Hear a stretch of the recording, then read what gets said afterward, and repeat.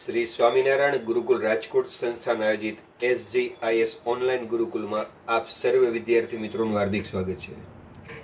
મિત્રો, આમ તો આપણે ચોથું અને પાંચમું ચેપ્ટર સાથે જ ચાલતા હતા, પણ પ્રસ્તાવનાથી જ્યારે શરૂ કર્યું ને એટલે આપણે લેક્ચર 1થી કાઉન્ટ કરવાનું શરૂ કર્યું હતું. તો આજે આપણે ચેપ્ટર નંબર 5માં લેક્ચર નંબર 2ની શરૂઆત કરવા જઈ રહ્યા છીએ. હવે તમે જુઓ, આ બંને ચેપ્ટરો એકબીજા સાથે કઈ રીતે જોડાયેલા છે. આપણે આગલા ચેપ્ટરમાં એટલે કે ચેપ્ટર નંબર 4માં વાત કરેલી હતી કે જ્યારે કોઈ પણ એક રિંગ હોય તો રિંગમાંથી જ્યારે પ્રવાહ પસાર થાય છે તો અહીંથી જોતા જો સમઘડી હોય તો આ બાજુનો ધ્રુવ સાઉથ હોય, આ બાજુનો ધ્રુવ નોર્થ હોય. એટલે કે રિંગ એક પ્રકારની ડાયપોલ હોય. હવે આ ડાયપોલની અક્ષ ઉપર દૂરના બિંદુએ ચુંબકીય ક્ષેત્ર આપણે જોતું હોય તો આપણે કઈ રીતના મેળવેલું હતું યાદ કરો. તો કે જ્યારે B બરાબર સૂત્ર મૂક્યું હતું μ0NIr²/2x3, આ દૂરના બિંદુનું સૂત્ર છે. કોઈ પણ બિંદુએ જોતું હોય તો μ0NIr²/2 r²+x²/3/2 છે. હવે આ દૂરના બિંદુનું છે. તો આપણે ખાલી સિમ્પલી શું કરેલું હતું, 2π વડે ગુણીને 2π વડે ભાગી. હું એક જ સ્ટેપમાં કરું છું એટલે સીધું ડાયરેક્ટ આપણને જવાબ મળી શકે. તો અહીંયા આપણે શું વાત કરી લીધી કે πr² એટલે ક્ષેત્રફળ થાય એ, આ ક્ષેત્રફળ, અને બાજુમાં છે n અને i, તો n અને i. તો ni એટલે શું હતું, ચુંબકીય ડાયપોલ મોમેન્ટ. તો આ જેટલા પણ બ્લુ રાઉન્ડ કર્યા છે એની જગ્યાએ હું ચુંબકીય ડાયપોલ મોમેન્ટ મૂકી દઉં. હવે ખાલી શું બચ્યું છે એ આપણે લખીએ તો કે B બરાબર અહીંયા 2 બચ્યો છે એટલે 2, પછી આ જે બ્લુ રાઉન્ડ છે એની જગ્યાએ આપણે એમ લખી નાખ્યું. અહીંયા બચ્યું છે μ0 અને છેદમાં 2 × 2 એટલે 4, આ પાઈ અને x². હવે આને જ્યારે સરખી રીતે ગોઠવીને લખીએ તો આ 2 લખ્યો, પછી આ μ0/4π લખ્યા અને m/x³ લખ્યું. આ ગોઠવીને લખ્યું. આ ગોઠવીને એટલા માટે લખ્યું ગણાય કારણ કે જ્યારે આપણે આ એક પ્રકારની ચુંબકીય ડાયપોલ છે તો પ્રથમ ચેપ્ટરમાં જ્યારે આપણે વિદ્યુત ડાયપોલની ચર્ચા કરતા હોય આમાં જેમ સાઉથ નોર્થ હોય તો એમાં +q અને -q હોય. આ ચુંબકીય ડાયપોલ છે, આ વિદ્યુત ડાયપોલ. આ અક્ષ છે તો આની પણ આ અક્ષ જ છે. તો એની અક્ષ ઉપર અહીંયા અંતરે વિદ્યુત ક્ષેત્ર શોધવાનું થશે, અહીંયા ચુંબકીય ક્ષેત્ર શોધવાનું થાય છે. તો એ સૂત્ર આના ઉપરથી જ મેં બનાવતા શીખડાવેલું હતું કે ચુંબકીય ક્ષેત્રની બદલે ઇલેક્ટ્રિક ફિલ્ડ એટલે કે વિદ્યુત ક્ષેત્ર, આની જેમ જ 2. હવે જ્યાં જ્યાં ચુંબકમાં μ0/4π આવે અચળાંક તરીકે ત્યાં વિદ્યુતમાં આવશે k. અને k એટલે કોણ એ પણ આપણે જણાવેલું હતું કે વાસ્તવમાં 1/4πε0 છે, પણ એ ત્યારે પહેલા ચેપ્ટરની શરૂઆતમાં બધું થઈ જશે. અત્યારે એટલું યાદ રાખો કે μ0/4π ની જગ્યાએ k, તો આ 2m આની જગ્યાએ k. આ છે ચુંબકીય ડાયપોલ મોમેન્ટ, તો એ વિદ્યુત ડાયપોલ મોમેન્ટ. અને અંતરનો ઘન એમને રાખીએ. અંતર અહીંયાથી આ અંતર x કહું છું, એની બદલે હું r કહું તો r નો ઘન, x કહું તો x નો ઘન. તો આ જે સૂત્ર આપણે મેળવેલા છે એ આ ચુંબકીય ડાયપોલ અને આ વિદ્યુત ડાયપોલ માટે મેળવ્યા. હવે કદાચ અહીંયા હું એક રિંગ નહીં પણ ગજિયો ચુંબક રાખું, નોર્થ અને સાઉથ, આ ગજિયો ચુંબક, તો આ એની અક્ષ કહેવાય, આ એની વિષુવ રેખા કહેવાય. દાખલા તરીકે ગજિયો ચુંબક છે તો અક્ષ થઈ ગયા, વિષુવ રેખા થઈ ગઈ. તો અક્ષ ઉપર તમને પૂછું તો આ જ સૂત્ર થાય ડાયપોલ, 2 μ0/4πm/x³. અને વિષુવ રેખા ઉપર હું વાત કરું તો આ ખાલી બગડો ન આવે.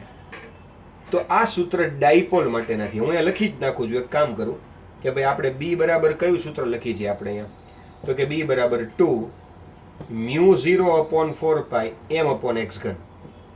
ચલો આ સૂત્ર આપણે લખ્યું. ક્યાં છે? યાદ છે ને, ચુંબકીય ડાયપોલની અક્ષ ઉપર. અને આ બધી જ વાત દૂરના બિંદુનું કરી છે કારણ કે આ સૂત્ર પણ આપણું દૂરના બિંદુનું હતું, રિંગનું. એમાં 2π વડે ગુણીને ભાગ્યું હતું આપણે, એટલે દૂરના બિંદુ પાસે. હવે આપણે એ જાણવું છે મિત્રો કે જો ચુંબકીય ડાયપોલ એટલે કે ગજિયા ચુંબક માટે પણ આ જ સૂત્ર મળે, રિંગ માટે પણ આ જ સૂત્ર મળે, તો આપણે સોલેનોઇડ માટે શું વિચારી શકીએ? તો અત્યારે છે ને મારો મુખ્ય ઉદ્દેશ એ છે કે સોલેનોઇડને સરખાવવો છે. આપણે સોલેનોઇડને શું કરવો છે? સરખાવવો છે. અચ્છા, કોની સાથે? તો કે ગજિયા ચુંબક સાથે, એટલે કે ચુંબકીય ડાયપોલ સાથે. તો ધારો કે આ છે ગજિયો ચુંબક નોર્થ સાઉથ અને આ છે સોલેનોઇડ. આ બંનેને મારે સરખાવવા છે. જેમ આમાં નોર્થ સાઉથ છે ને એમ આમાંય નોર્થ સાઉથ જોવા મળે છે. આમાંય નોર્થથી સાઉથ ચુંબકીય ક્ષેત્ર અને સાઉથથી નોર્થ એટલે કે ચુંબકીય ક્ષેત્રની રેખા બંધ ગાળા રચે. તો આમાં પણ નોર્થથી સાઉથ અને સાઉથથી નોર્થ પરિમિતમાં છે, જ્યારે અનંત સોલેનોઇડમાં ખાલી અંદર છે. અને બારે બી 0 છે, પણ પરિમિતમાં આ ગજિયા ચુંબક જેવી જ રચના છે. તો મારે આ બેને સરખાવા છે. તો સ્વાભાવિક છે કે જો આની અક્ષ ઉપર દૂરના બિંદુએ આ સૂત્ર હોય ચુંબકીય ક્ષેત્રનું, તો આની અક્ષ ઉપર દૂરના બિંદુએ આ જ સૂત્ર હોવું જોઈએ. તો અત્યારે કામ કરી કે આ સોલેનોઇડ છે એ અત્યારે કોઈ એક રિંગ ઉપર આવી રીતના આટાઓ વીંટાળીને બનાવેલું હોય તો આમ તમને જોતા નળાકાર લાગે. તો અત્યારે આપણે ધારો કે એક આ સોલેનોઇડ દોર્યો છે એમ સમજી નળાકાર, પછી આની ઉપર અત્યારે આ રીતે ઘણા બધા આટાઓ છે. તો ચાલો આવા કેટલા આટા આપણે દોરી શકીએ? તો કે કુલ આટા અહીંથી અહીં સુધી, ધારો કે આ સોલેનોઇડની લંબાઈને હું 2L જેટલી લંબાઈ ગણું, તો એ લખતા જઈએ આપણે કે સોલેનોઇડની કોઈ લંબાઈ કેટલી કીધી છે આપણે? 2L. હું L પણ કહી શકત, પણ થશે શું કે મારે જે અડધો ભાગ પાડવાનો આવશે ને તો L/2 મારે ગણવું પડશે. તો L/2 માં ગણતરી થોડી ઓલી થાય. તો સરળ ગણતરી માટે આને 2L કહી દે એટલે અડધી લંબાઈનું શું કહી શકું? L. એટલે L/2 ની જગ્યાએ L. તો ગણતરી થોડીક સરળ થાય. બીજું અહીંથી અહીં સુધી જે કુલ આટાઓ છે અત્યારે આપણી પાસે, એ કુલ આટાઓને આપણે કેપિટલ N ગણીએ. એટલે કુલ આટાઓ એ કેપિટલ N છે. હવે આપણે આગળના ચેપ્ટરમાં ભણી ગયા છીએ મિત્રો કે લંબાઈ અને કુલ આટા. જો કુલ આટાના છેદમાં લંબાઈ મૂકું છું એટલે N ના છેદમાં 2L મૂકું છું તો મને શું મળે? યાદ કરો તો આ મળે એકમ લંબાઈ દીઠ આટાઓ. અને આપણે ગુજરાતીમાં કહીએ છીએ એકમ લંબાઈ દીઠ આટાઓ. આ સ્મોલ n મળ્યું આ સોલેનોઇડ માટે. તો ચાલો એ કુલ આટાની સંખ્યા આપણે અહીંયા n લખી નાખી છે એટલે ખ્યાલ આવે. લંબાઈ 2L લખી છે અને આવી રીતે ઘણા બધા આટાઓ છે, આપણે બધા નથી દોરતા. અને આ છે સોલેનોઇડની અક્ષ છે. ધારો કે આ અક્ષ મેં x અક્ષ ઉપર સંપાત કરેલી છે, આને અત્યારે x અક્ષ ગણેલું છે. હવે આપણે કરવું છે શું? તો કે આપણે એ કરવું છે કે આ સોલેનોઇડનું મધ્ય બિંદુ છે ત્યાંથી અહીં સુધી, ધારો કે P બિંદુ R અંતરે આવેલું છે, એટલે અહીંથી અહીં સુધી આ R અંતરે આવેલા P બિંદુ પાસે મારે ચુંબકીય ક્ષેત્ર શોધવું છે. આ સોલેનોઇડનું મધ્ય બિંદુઓ છે. હવે કયું થવાનું છે કે જો સોલેનોઇડ પણ આ જ રીતે એક ડાયપોલ હોય તો આ ડાયપોલની અક્ષ ઉપર આ સૂત્ર છે, એ જ સૂત્ર અહીંયા સોલેનોઇડ માટે પણ મળવું જોઈએ. તો આપણે એ જ જોવું છે કે આ સૂત્ર મળે છે કે નહીં. તો આપણે એકબીજાને સરખાવી શકશું, ગણી શકશું કે ભાઈ ગજિયો ચુંબક એક પ્રકારનો સોલેનોઇડ છે અથવા તો સોલેનોઇડ એક પ્રકારના ગજિયો ચુંબક છે. હવે આ જે અંતર લીધું ને એ મારે દૂરનું લેવું પડશે, કારણ કે આ સૂત્ર પણ દૂરના બિંદુ છે. તો ખબર કેમ પડે આ દૂરનું છે બિંદુ? તો જેમ આપણે રિંગ માટે વાત કરતા હતા મિત્રો કે રિંગથી આ અંતર જે x છે અહીંથી કેન્દ્રથી x અંતરે, એ ખબર કેમ પડે આ દૂર છે? તો કે આ જે ત્રિજ્યા છે ને R, એ ત્રિજ્યાની સરખામણીમાં અંતર ખૂબ જ મોટું હોવું જોઈએ તો આપણે દૂર ગણી શકીએ. તો સેમ વસ્તુ અહીંયા કે ધારો કે આ છે એને હું A કહું છું, ત્રિજ્યાને નામ A આપણે આપી છે સંકેત. તો આ જે અંતર R છે પહેલા તો એ ત્રિજ્યા કરતાં ખૂબ મોટું હોવું જોઈએ, એટલે કે અંતર R ત્રિજ્યા કરતાં ખૂબ જ મોટું. અમુક વસ્તુ અહીંયા છે ને બોર્ડમાં ભૂસી નાખીશ, કારણ કે જગ્યા નાની છે ને સમજાવવાનું મોટું છે. વિડીયો લેક્ચરની જે કાંઈ મર્યાદા છે આવવાની છે, એટલે તમારે શું કરવાનું કે આવી વસ્તુ હું લખું નથી તમારી પાકી નોટમાં લખવાની, પણ પછી અહીંથી તો ભૂસાઈ જશે બોર્ડમાંથી. અહીં મુખ્ય વસ્તુઓ જ બોર્ડ ઉપર છેલ્લે રહેશે. તો આ અંતર જે R છે એ ત્રિજ્યા કરતાં ખૂબ મોટું હોવું જોઈએ. સેકન્ડ થિંગ અહીં એ આવશે કે આટલો ટુકડો L છે, આટલો ટુકડો L છે, આખો 2L છે લંબાઈમાં. તો એની શોર્ટ લંબાઈ લેવાની L, અડધી લંબાઈ.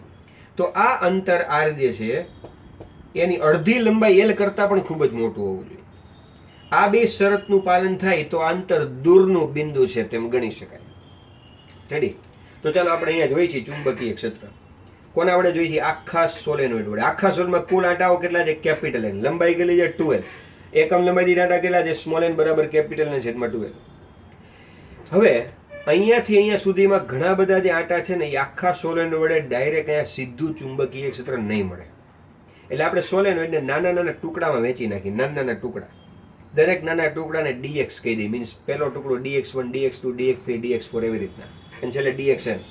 અને એવો સૂક્ષ્મ જાડાઈ dx ધરાવતો એક ટુકડો અહીંયા હું ધ્યાનમાં લઉં છું.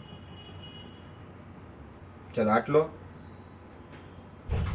આ સૂક્ષ્મ જાડાઈ dx. ચાલો આ dx જેટલી સૂક્ષ્મ જાડાઈ ધરાવતો ટુકડો મેં ધ્યાનમાં લીધો. તો તમે વિચાર કરો, અહીંયા બધા આંટાઓની સંખ્યા ઘણી બધી છે. આખા સોલિડમાં કુલ n આંટાઓ છે. તો હું આટલી જાડાઈ વાળો ટુકડો ધ્યાનમાં લઉં તો આની અંદર પણ અમુક આંટાઓ હશે કે નહીં હોય? આની અંદર પણ અમુક આંટાઓ. ચલો મારે ગણવા છે કે આટલાક ડીએક્સ જાડાઈની મેં પટ્ટી એમ ધ્યાનમાં લીધી, આટલો પટ્ટો આખો ડીએક્સ જાડાઈનો આમ, એની અંદર કેટલા આંટા છે? આખામાં ભલે ને કેપિટલ એન હોય તો અહીંયા ત્રિરાશિ મૂકી શકું કે લંબાઈ. જો આખા સોલેનોઇડની લંબાઈ 12 છે અહીંથી અહીં સુધી, તો એની અંદર કુલ આંટાઓની સંખ્યા કેપિટલ એન છે. આખી 12 લંબાઈ, તો એની અંદર કુલ આંટાની સંખ્યા કેપિટલ એન. તો જે ડીએક્સ જેટલી સૂક્ષ્મ લંબાઈ મેં ધ્યાનમાં લીધી છે એની અંદર કેટલા આંટાઓ આવે? આખી લંબાઈ 12 છે તો એમાં કેપિટલ આંટા છે, તો આ ડીએક્સ જેટલી લંબાઈમાં કેટલા આંટાઓ છે? તો આ બેનો ગુણાકાર એટલે કે એન ડીએક્સ છેદમાં 12. હવે ઉપર તમે જોયું છે કેપિટલ એન ના છેદમાં 12 એ સ્મોલ એન છે, તો કેપિટલ એન માં છેદમાં 12 એ સ્મોલ એન, તો એની જગ્યાએ હું સ્મોલ એન લખું તો બાજુમાં થઈ ગયા ડીએક્સ. તો અત્યારે આ સ્મોલ એન ડીએક્સ જેટલા આંટાઓ આટલી જાડાઈમાં છે, સ્મોલ એન ડીએક્સ. એટલે હવે હું ખાલી એટલો ટુકડો આમ અલગથી દોરું ને આ ડીએક્સ જેટલી જાડાઈનો, તો તમારે કહેવાનું કે આની અંદર એન ડીએક્સ જેટલા આંટા છે. અને આંટો આ રીતના છે, અડધો આંટો આમ અને બાકીનો અડધો આંટો આ રીતે ફરતો. તો આ રીતના ઘણા બધા આંટાઓ, કેટલા? તો કે એન ડીએક્સ જેટલા આંટા આટલી ભાગમાં છે. તો હવે આ વસ્તુ જે થઈ ગઈ મિત્રો, આ કેના જેવી વાત થઈ? તો કે આ તો એન આંટાવાળી રિંગ થઈ ગઈ એવું લાગે છે, એન આંટાવાળી રિંગ. અને આ થઈ ગઈ રિંગની અક્ષ. તો એન આંટાવાળી રિંગની અક્ષ ઉપર અહીંયાથી એક્સ જેટલા અંતરે ચુંબકીય ક્ષેત્ર, આપણને ખબર છે એક્સ જેટલા અંતરે કેટલું થાય? તો આપણે લખતા જઈએ. ચાલો રિંગ માટેનું સૂત્ર લખું છું પહેલા. બી બરાબર μ0 NI r² છેદમાં 2 r² પ્લસ x² 3/2 છે. હાલો કેટલી વસ્તુ છે જોતા જાઓ. μ0 અચળ છે, n એટલે આની અંદર જે આંટાની સંખ્યા છે. તો હવે અત્યારે આપણે કઈ લખવાની ખબર છે? n એટલે તો કે આટલી જે જાડાઈ આપણે લીધી ડીએક્સ, આ એની અંદર કેટલા છે? આટલા છે એન ડીએક્સ. તો આપણે અહીંયા એન ડીએક્સ લખવાના. પણ યાદ રાખજો આ કેપિટલ એન છે, એટલે જ્યારે હું એન આંટાવાળી રિંગની વાત કરતો હતો તો કુલ આંટાઓ હતા, કુલ. તો અહીંયા બધા કુલ ન મૂકતા, કારણ કે હું વાત આટલા ભાગની જ કરું છું. તો એટલા ભાગની અંદર જે કુલ આંટાઓ એ લખવાના અહીંયા. તો એટલા ભાગની અંદર અત્યારે એન ડીએક્સ આંટા છે.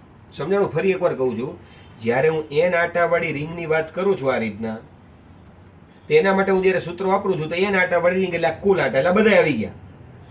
પણ જ્યારે આખા સોલેનોઇડની વાત કરીને એમાં જો ખાલી આટલો જ ભાગ એને હું સરખાવું છું આની સાથે, તો આટલા વિસ્તારની અંદર હોય એ મારા માટે કુલ આંટા થયા. અહીંયા કુલ આંટા આટલામાં જ હતા ખાલી, પછી આગળ પાછળ કાંઈ નહોતું.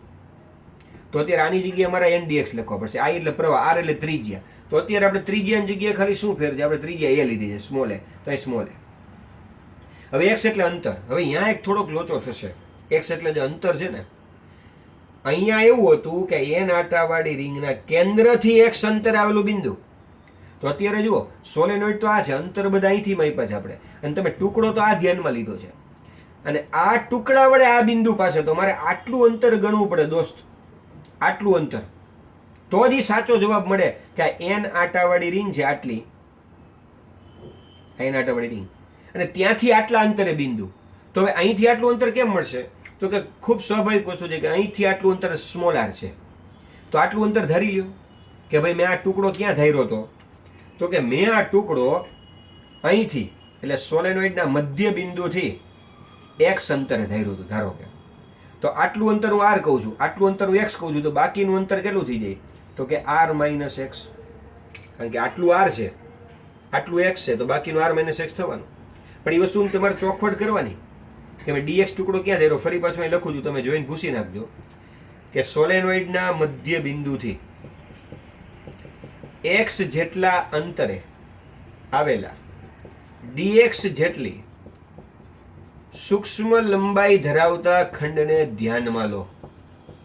આવું તમે જ્યારે લખો એટલે ઓ થી એક્સ અંતર, એટલે ખબર પડી ગઈ ઓ થી એક્સ અંતરે જે ખંડ છે ત્યાંનો ડીએક્સ ટુકડો હું ધ્યાનમાં લઉં છું. એટલે અહીંથી મારું આટલું અંતર આર માઇનસ એક્સ થશે. એટલે અહીંયા જે આ એક્સ છે ને અંતર, એન આંટાવાળી રિંગના કેન્દ્રથી અંતર એક્સ, એની જગ્યાએ મારે આર માઇનસ એક્સ લખવા પડશે આ જગ્યાએ. કારણ કે આટલું મેં એક્સ કીધું છે ને આટલું આર કીધું છે, એટલે આ જગ્યાએ જ ખાલી ફેરફાર થશે જ્યારે હું આ સૂત્ર સોલેનોઇડ માટે વાપરીશ ત્યારે. ચાલો રેડી આટલું. હાલો ફરી પાછું કહું છું, શું કામ અહીંયા એક્સ હતું ને અહીંયા કેમ આર માઇનસ એક્સ આવશે? અહીંયા એક્સ શું કામ હતું? કારણ કે એન આંટાવાળી રિંગ હતી અને એના કેન્દ્રથી એક્સ અંતરે. જ્યારે અહીંયા એન આંટાવાળી રિંગ અહીંયા પડી છે ત્યાંથી આ અંતર મારે માપવાનું હોય બિંદુનું. એટલા માટે આટલું આર આટલું એક્સ ને બાકીનું આર માઇનસ એક્સ લખ્યું. તો ચલો આ સૂત્ર હું આ નાના ટુકડા માટે વાપરું છું. હવે યાદ રાખજો, નાના ટુકડા માટે વાપરું છું, આખા સોલેનોઇડ માટે નહીં. નાના ટુકડા માટે એટલા માટે હું આ બી નહીં લખી શકું, અહીંયા લખશું ડીબી, કારણ કે આખા સોલેનોઇડ વડે પી પાસે મળતું ચુંબકીય ક્ષેત્ર શોધતા નથી. આ નાનકડા ટુકડા વડે પી પાસે કેટલું મળે છે એ શોધીએ છીએ, એટલે ડીબી લખ્યું છે આપણે μ0. ચાલો આ કેપિટલ એન એની જગ્યાએ આપણે લખવાનું નક્કી કર્યું હતું એન ડીએક્સ. પછી આઈ ત્રિજ્યાની જગ્યાએ લખ્યું હતું આપણે એસ સ્ક્વેર, અને છેદમાં 2 ત્રિજ્યાની જગ્યાએ એસ સ્ક્વેર, વત્તા અંતર આપણે નક્કી કર્યું આર માઇનસ એક્સ નો સ્ક્વેર. આ એક્સ નો સ્ક્વેર એટલે આર માઇનસ એક્સ નો સ્ક્વેર, અને એની ઉપર 3/2 ઘાત. રેડી? હવે છે ને મિત્રો, ટેક્સ્ટ બુકમાં ફેરીને લીધું છે એટલે મારે પણ તમને આ સ્ટેપ કરાવવા પડે છે. પણ વાસ્તવમાં છે ને આવું સૂત્ર લેવાય જ નહીં. હવે આમાં કેવી પીંજણ કરવાની છે ખબર છે? હવે તમને એમ કે અંતર તો ખૂબ વધારે છે. કઈ રીતના અંતર વધારે છે? તો કે ભાઈ આર જે છે ને એ તો સોલેનોઇડની અડધી લંબાઈ કરતાં પણ મોટું છે, અને આર જે છે ને એ એની ત્રિજ્યા કરતાં પણ ખૂબ જ મોટું છે. એટલે કોના કરતાં મોટું થયું વિચારો? આર અંતર આ ત્રિજ્યા કરતાં મોટું, લંબાઈ કરતાં મોટું. તો એક્સ કરતાં હવે આ આર અંતર ખૂબ મોટું છે, યા આવડી લંબાઈ કરતાંય મોટું છે, તો આવડા એક્સ કરતાં તો ખૂબ મોટું હોવાનું, કારણ કે એક્સ તો એના કરતાંય નાનું છે, એલ કરતાંય. તો એનો અર્થ એમ કે અહીંયા આર જે છે એ અને એક્સ કરતાં ખૂબ મોટો છે, તો આ બેને અવગણી નાખો. તો બચશે ખાલી કેટલું? આર નો વર્ગ, એની ઉપર 3/2, તો બબે ઉડી જશે, એટલે છેદમાં આર નો ઘન બચશે. આને હું 0 કરી નાખું, આને હું 0 કરી નાખું, તો આર નો સ્ક્વેર રેસ ટુ 3/2 ઉડી ગયેલા, છેદમાં આર ઘન. તો હવે આ ઉપરનું સ્ટેપ આવું થઈ જાય કે ડીબી બરાબર μ0 સ્મોલ એન ડીએક્સ આઈ એ સ્ક્વેર છેદમાં 2 અને આર નો ઘન. હવે મિત્રો આવી લપ કરી એના કરતાં હું તમને એમ કહું છું, આપણે શોર્ટમાં કરવું હોય તો આ કોનું સૂત્ર હતું યાદ કરો તો? એન આટાવાળી રિંગ, એની અક્ષ ઉપર હતું. તો એના કરતાં એનું જ એન આટાવાળી રિંગનું જ ડાયરેક્ટ દૂરના બિંદુવાળું સૂત્ર મૂક્યું તો μ0 n I r સ્ક્વેર છેદમાં 2x ઘન. આ ડાયરેક્ટ દૂરના બિંદુવાળું સૂત્ર. આમાં આપણે આર ને અવગણી તો સાવ સરળ થઈ જાય ને. ખાલી આની જગ્યાએ આપણે એન ડીએક્સ મૂકી દેતા, બાકી આઈ એસ સ્ક્વેર અને 2 અંતરનો ઘન. તો અંતર આપણે અહીંથી આર લીધું તો આર નો ઘન, તો ડાયરેક્ટ આ સ્ટેપ આવી જાય. બરોબર? તો આ કયું સૂત્ર લીધું છે? રિંગની અક્ષ ઉપર કોઈ પણ બિંદુ વાળું, એટલે આવી રીતના આપણે અવગણવું પડ્યું. જો રિંગની અક્ષ ઉપર તમે દૂરના બિંદુ વાળું સૂત્ર લેત ને તો ડાયરેક્ટ આ મળે. ચલો જેથી હવે આ જે છે એ આવડા ખંડ વડે અહીંયા મળ્યું છે. આપણે જોઈ છીએ આખા સોલેનોઇડ વડે. રેડી? તો આખા સોલેનોઇડ જોતું હોય તો આપણે શું કરવું પડે? સંકલન કરવું પડે. તો સંકલન કરવા માટે ડીબી ની જગ્યાએ પહેલા તો આપણે લખી નાખી બી, કારણ કે સંકલન કરી હતી. અચળ પદ બહાર કાઢી. તો ચાલો μ0, પછી એન અચળ છે, આઈ એ સ્ક્વેર અને છેદમાં 2r ઘન. આટલી વસ્તુ અચળ બહાર કાઢી કે એનું સંકલન થાય μ0 પછી N I A square 2r ઘન. તો બચ્યું કોણ? ખાલી dx. એટલે અહીંયા માત્ર dx નું સંકલન થશે. એટલે એ સંકલન ક્યાંથી ક્યાં સુધી થશે આ dx નું? તો કે છે અહીંયાથી શરૂ કરીને અહીંયા સુધી. તો ઉગમ બિંદુઓની સાપેક્ષે બધા અંતર ગણ્યા છે અત્યારે આપણે. તો આપણે અહીંથી કેટલા અંતરે? તો કે l અંતરે, કારણ કે અહીંથી આટલું l છે.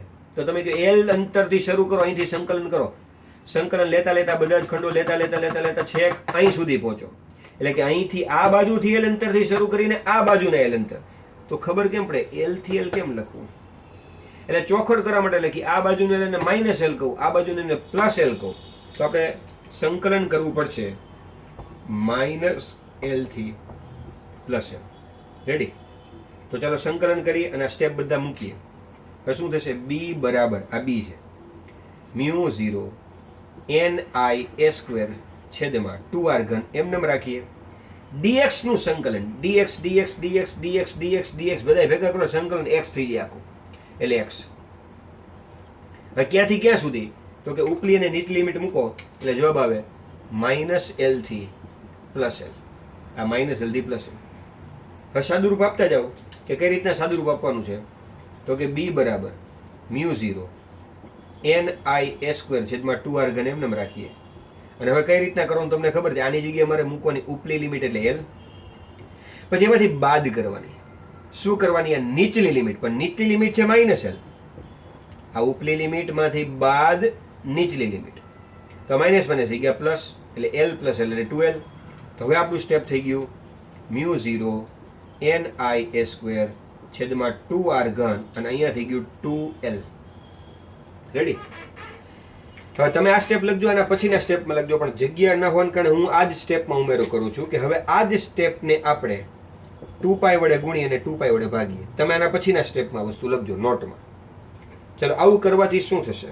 તો કે બ્લેક પેનથી દર્શાવું પાઈ a સ્ક્વેર. ચલો, પાઈ a સ્ક્વેર એટલે શું થશે? ક્ષેત્રફળ. તો બાકીના સ્ટેપ ભલે આપણે કરીએ ને ત્યારે પાછા તમે ગોટે ચડશો. બધા જ સ્ટેપ લખવા જ છે આપણે. જગ્યા થોડી ઓછી છે પણ કંઈક મેનેજ કરીએ. ચાલો, μ0 પછી સ્મોલ ni. હવે જે રાઉન્ડ કરે છે પાઈ a સ્ક્વેર એની જગ્યાએ મેં કરી નાખ્યું ક્ષેત્રફળ. પછી આ છે 2l અને છેદમાં છે 2 × 2 એટલે 4π r ઘન. રેડી? ચલો, ફરી પાછો આવી રીતના બ્લેક સર્કલ કરીને બે વસ્તુ ભેગી કરીએ. n × 2l. રેડી? હવે થોડુંક અહીંયા સ્ટેપ હું કાપી શકાય, અહીંયા સમજાવી દઉં જો તમને આ જગ્યાએ રફ કામમાં. Small n × 2l.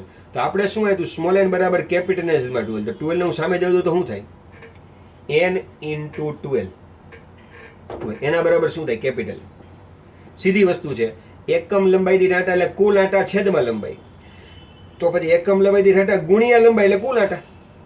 તો આ બેની જગ્યાએ હું કુલ આંટા કેપિટલ n મૂકું છું. અને હવે હું તમને જે કહું છું ની સ્ટેપ અહીંયા કાપું છું. જો આની જગ્યાએ મેં શું મૂક્યું? આ બેની જગ્યાએ અહીં લખું. ચાલો ને ભાઈ, n × 2l એટલે કેપિટલ n. ચાલો, આ લખાઈ ગયું. હવે આ બેની જગ્યાએ કેપિટલ n. પછી બાજુમાં છે ia. તો કેપિટલ n ની બાજુમાં છે i. એક સ્ટેપ આપણે કાપ્યું. તો યાદ કરો, ni એટલે કોણ? તો કે ચુંબકીય ડાયપોલ મોમેન્ટ. ni. તો આને પણ લઈ, આને પણ લઈ. તો હવે શું બચ્યું ઈ આપણે જોઈએ. કેટલી કેટલી વસ્તુઓ બચી છે અહીંયા તમે જુઓ. તો કે ઉપર બચ્યું μ0. પછી આ n અને 2l લેવાઈ ગયા. i અને આ પાઈ a સ્ક્વેર એ લેવાઈ ગયા. 2l અહીંયા લખ્યા. આ બગડો અહીંયા જે બચ્યો છે આ બગડો અહીંયા 2 × 2 એટલે 4. આ પાઈ અને r ઘન. હવે ઉપર શું બચ્યું એ આપણે અહીંયા લખીએ. ચાલો, b બરાબર શું બચ્યું છે જુઓ તો. આ જે 2π વડે ગુણીને ભાગ્યા હતા એનો આ 2. બીજું પર બચ્યું છે μ0. હવે આપણે અહીંયા શું લખ્યું? n × 2l એટલે કેપિટલ n. અને એ કેપિટલ n અને i એટલે આ ડાયપોલ મોમેન્ટ m. તો m અને છેદમાં આ 4π અને r ઘન. તો 4π અને r ઘન. તો ચલો, આ રીતનું સૂત્ર આપણને કઈ જગ્યાએ મળ્યું? તો કે સોલેનોઇડની અક્ષ ઉપર r જેટલા અંતરે મળ્યું, જ્યાં r અંતર ખૂબ લાંબુ છે. એટલે આ સૂત્રને સરખાવો આ સૂત્ર સાથે. જો ઈ છે જો 2 μ0/4π m/ અંતરનો ઘન m/ અંતરનો ઘન. અહીંયા અંતર x છે, અંતર r છે. તો એનો અર્થ એવો થયો કે આ સૂત્ર કોના માટે થયું? તો કે આ રીતે કોઈ સોલેનોઇડ છે કે જેની લંબાઈ 2l છે, જેની અંદર કુલ આંટા કેપિટલ n છે, જેની ત્રિજ્યા a છે, એની અક્ષ ઉપર દૂરના બિંદુએ ચુંબકીય ક્ષેત્ર થયું. અને આ સૂત્ર કોના માટે હતું? ડાયપોલ છે, નોર્થ સાઉથ, એની અક્ષ ઉપર દૂરના બિંદુએ. તો બેના સૂત્ર એક થયા. તો કહી શકીએ કે ગજિયો ચુંબક પણ એક જાતનો સોલેનોઇડ છે, સોલેનોઇડ પણ એક જાતનો ગજિયો ચુંબક છે. આ બે એકબીજા જેવા છે. રેડી? એવી રીતે જો આની વિષુવ રેખા ઉપર જઈએ, આ અક્ષ વિષુવ રેખા, તો સૂત્ર શું થાય? ખાલી આ બગડો નીકળે છે, બાકીનું સૂત્ર એમ નીકળે છે વિષુવ રેખા ઉપર. તો એવી જ વસ્તુ આપણે આના માટે પણ લખી શકીએ છીએ. તો મિત્રો, હવે થોડાક આપણી પાસે સમયની મર્યાદા હોય, આ વિડીયો લેક્ચર અમુક લેન્થ કરતાં વધુ નહીં થાય. અને હવે 2-3 દિવસે છે. 2-3 દિવસમાં આપણે બહુ સારી રીતે, કારણ કે અત્યારે બહુ નાની જગ્યા છે, પણ બહુ સારા વ્યવસ્થિત રીતે જેમ પહેલાં આપણે ભણતા હતા એપ્લિકેશનથી સામે વિડીયો શૂટ કરીને, એવી એપ્લિકેશનમાં જ વિડીયો લઈને આવીએ છીએ JEE નીટના લેક્ચર્સ સાથે. એટલે એ વસ્તુ આપણે આ જાહેર પ્લેટફોર્મ ઉપર નથી મૂકવાના, કારણ કે જાહેરમાં પ્રોબ્લેમ એ જ થઈ કે ઘણી બધી સ્કિલ, ટેકનિક્સ, ટિપ્સ હોય જે આપણે આવી રીતના યુટ્યુબ ઉપર ને એની ઉપર ન મૂકી શકતા હોય. બરાબર? કારણ કે વર્ષોના અનુભવને અંતે એ વસ્તુ તૈયાર કરેલી હોય તો સાવ ઓપનમાં આપણે ન મૂકતા હોય. પણ વિદ્યાર્થીને કઈ રીતે મગજમાં ઉતારવી તેના માટે ખાસ પંચ જોતું હોય, જે વિડીયો લેક્ચર દ્વારા અમુક હદે શક્ય નથી હોતું. તો એ વસ્તુનો ઉપયોગ આપણે અહીં એપ્લિકેશન દ્વારા જે વિડીયો જોશું એમાં પણ કરશું.